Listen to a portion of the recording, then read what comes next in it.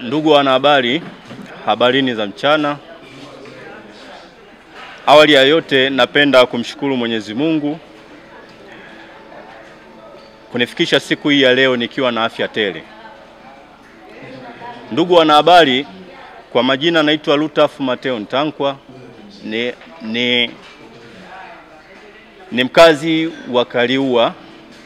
Hii wilaya nilikuwa naiongoza nikiwa kama katibu wa Chama cha Demokrasia na Maendeleo Chadema wilaya ya Kaliua. Lakini mpaka kufikia sasa nimechukua maamuzi yafuatayo. Ndugu wanahabari, katika wilaya hii mimi ndiye nilikuwa kiongozi mkuu kwa maana ya katibu wa wilaya, na sasa nimeamua kujiuzuru nafasi zangu zote ambazo nilizokuwa nazo katika wilaya hii ya Kaliua. Lakini kabla ya kujiuzuru nilijiunga na chama tangu mwaka 2010. Nimekata kadi ya chama tarehe 17 mwezi wa 4 mwaka 2011. Hivyo basi, kutokana na chama kuacha misingi yake iliyoasisiwa tangu mwanzo, leo hii nimeamua kujivua nafasi zangu hizo. Nafasi ya kwanza ni mjumbe wa baraza kuu, nafasi ya pili ni mjumbe wa mkutano mkuu taifa. Lakini kubwa zaidi, nimeamua kujivua nafasi yangu ya wanachama wa Chama cha Demokrasia na Maendeleo Chadema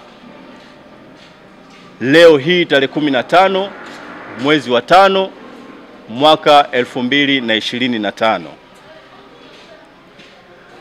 Ndugu wanahabari, nimeamua maamuzi haya kwa moyo wangu wote, kutoka moyoni, na nimeyafanya maamuzi haya kutokana na kuona chama chetu kilivyo kwa sasa. Vile vile niwaombe ndugu wanahabari, ujumbe huu wafikie wananchi wangu wote wa wilaya ya Kaliua kwamba nimefanya maamuzi haya mimi kama mimi, lakini naamini tulishirikiana nao tangu tulipokuwa mwanzo, na sasa ninaenda kuhitimisha nafasi yangu hii ya uongozi ndani ya chama hiki ambacho nilichokiacha. Lakini pia nimeenda kuachana na Chadema leo hii. Ninawaomba nishirikiane nao, naomba ushirikiano na wao kwa muda wowote, siku yoyote nitakapoomba ushirikiano na wao, ili kusudi tuweze kufanya kazi kwa pamoja. Sisemi kwamba naelekea upande gani, lakini Mungu atakaponiongoza, mlango utakapopatikana wa kwenda kufanya siasa, basi mimi nitaenda kufanya siasa, nitashirikiana na watu wengine na ninyi viongozi wa Kaliua. Chama chetu kimekuwa na mambo mengi sana. Nidhamu imekuwa ni ndogo, kila mmoja amekuwa msemaji wa chama. Unakuta mtu ambaye si kiongozi amekuwa ni msemaji wa chama. Sasa hii sisi ambao tuliokuwa viongozi hapo mwanzo imetuletea shida sana, kiasi kwamba tukaona ni vema watu hawa tuwaache waendelee na hayo ambao walionayo. Hivyo ndugu waandishi wa habari, sitokuwa na mengi ya kuzungumza katika hili. Lengo kubwa ni kuzungumza na ninyi, kuwafikia Watanzania wana Kaliua, ili wajue kiongozi wao kwamba nimefikia mwisho wa kutumika katika Chama cha Demokrasia na Maendeleo Chadema, lakini pia kwa nafasi yangu ya wanachama nimejivua leo hii. Naomba kuwasilisha. Kama kuna maswali yoyote, ndugu wanahabari, na wakaribisha, karibuni sana. Kwa nini nyakati hizi, na pengine sababu ya kila mtu kuongea anavyotaka ndani ya chama, sababu thabiti ya kiongozi wa chama hicho unaokataa utawala, tuseme tuuite wakambare ndani ya chama ambao unaonekana huko tangu mwenzi na enzi? Chadema mmeanza kufanya presi kila mtu miaka yote. Hapana, kwa sasa presi zinazofanyika sasa hivi kwa chama chetu zimezidi. Huwezi kukuta kiongozi wa chama anazungumza. Saizi tuna kiongozi wa kanda, huwezi kumsikia kiongozi wa kanda anazungumza, bali kuna watu wanatoka wanazungumza kwa niaba ya viongozi wa kanda, ambavyo maadili ya chama chetu sivyo tulivyofundishwa. Sikimbii Chadema, ila isipokuwa naenda kutafuta pumziko la moyo wangu. Sawa, mimi nataka kufahamu pengine kwa faida wa wananchi wa Kaliua ambao wanakusikiliza. Naam. Muundo rasmi ndani ya chama. Pengine muundo rasmi wa chama. Naam. Mathalan mwanachama anataka kujivua kwa chama. Naam. Muundo wake uko kwa mujibu wa miongozo ambayo mnayo ndani ya chama ambacho leo umejivua. Ukiangalia kama Asante mwanahabari, swali lako ni zuri. Katiba yetu ya chama iko wazi. Katiba ya chama inasema ukomo wa wanachama utakoma pale kwa kujiuzuru yeye mwenyewe kwa hiari yake au kwa kufa. Kwa hiyo hapa natimiza jukumu au takwa la kikatiba la Chama cha Demokrasia na Maendeleo, Chadema. Kumekuwa kuna minong'ono kwamba hii ya kujivua ni sababu ya pengine ya chama kuenguliwa kuto kushiriki uchaguzi, na ninyi mmekosa sehemu ya kushiriki uchaguzi, mmeamua mtoke mwenye kushiriki katika vyama vingine. Nia yenu ni kupoka madaraka. Asante ndugu mwanahabari, umeuliza swali ambalo mimi nimekutana nalo sana huko mitaani.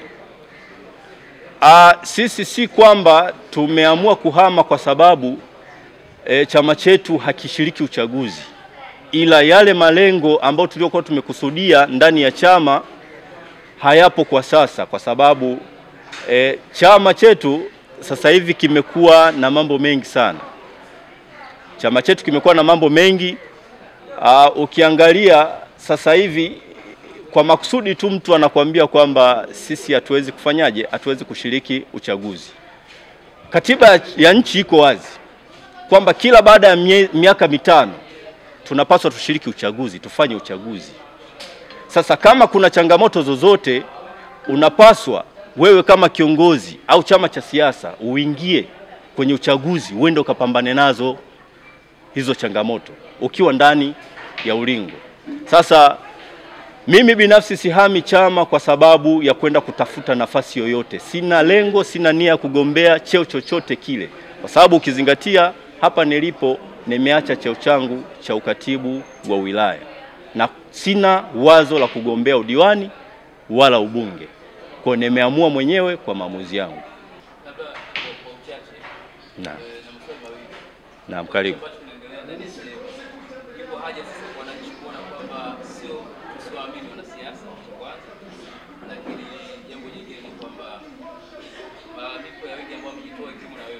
Naam. Kwamba kulikuwa na kubaguliwa, kutokufuatiliwa na vitu vingine ambavyo vinatokea.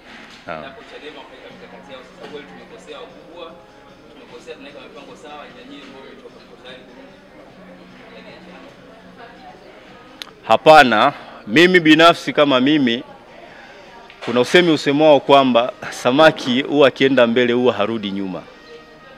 Samaki akiwa kwenye maji huwa akienda mbele harudi nyuma. Na niseme tu kitu kwamba sisi wanasiasa, wananchi waendelee kutuamini. Tunatafuta sehemu sahihi au jambo sahihi la kuwatetea wao wananchi.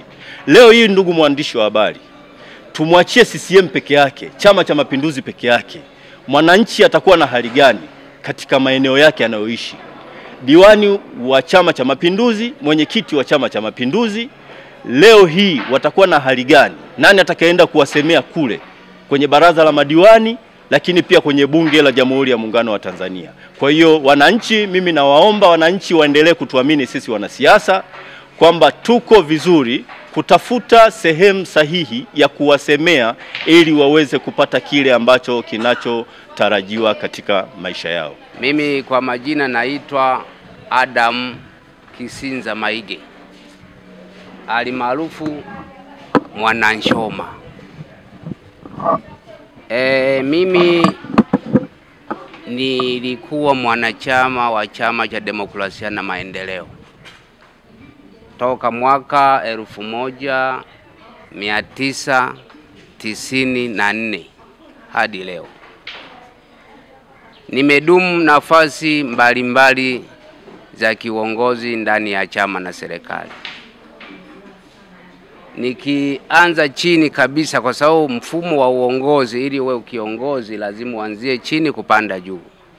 Nimeanzia misingi ambayo ni matawi, nimeenda kata kama mwenyekiti, nimeenda jimbo kama mwenyekiti, nimeenda wilaya kama mwenyekiti, lakini nimeenda mkoa kama katibu wa baraza la wazee.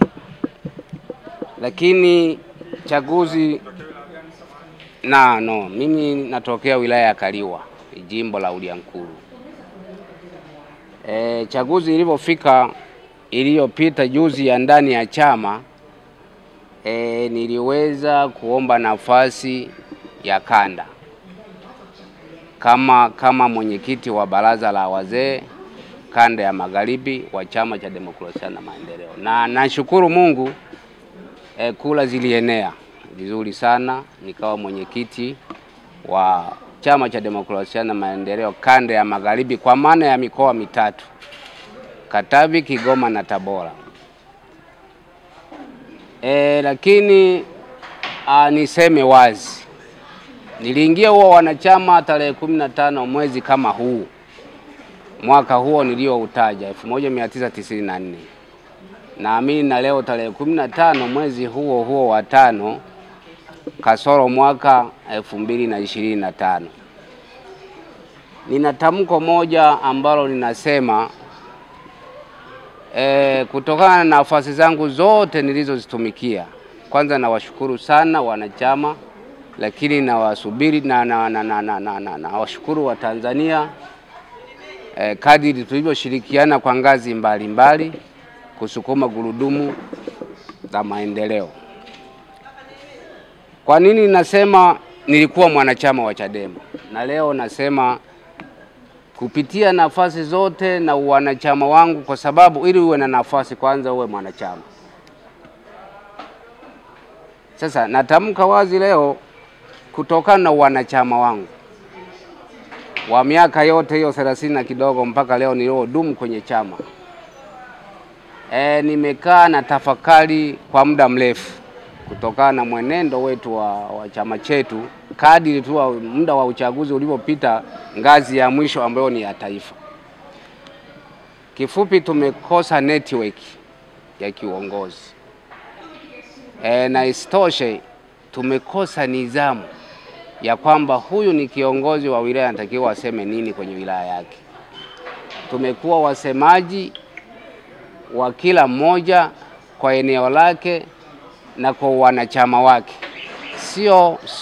Sio katiba ya chama chetu inavyosema na kanuni zake.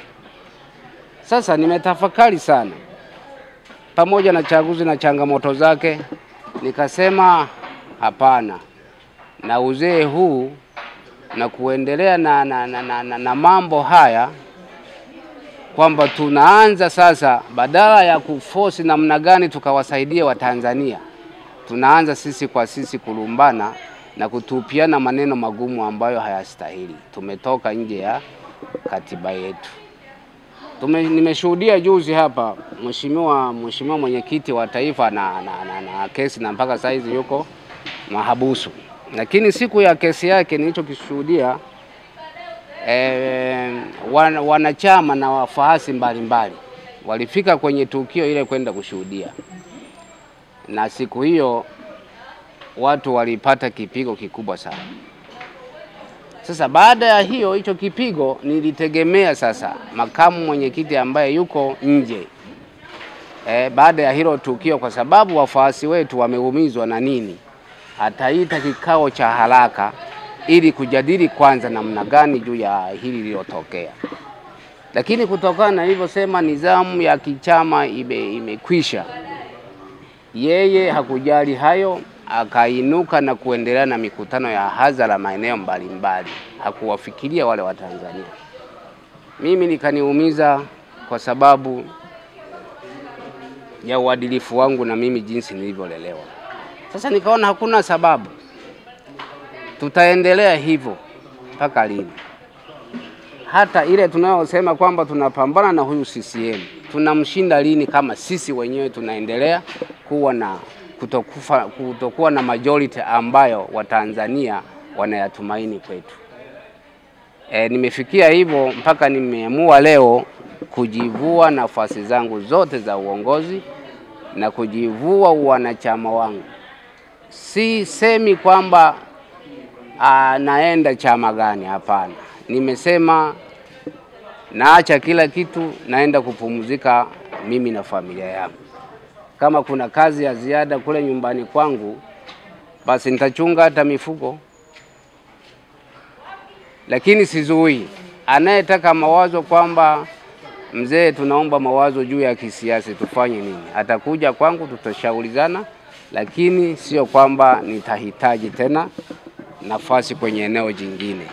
Asanteni.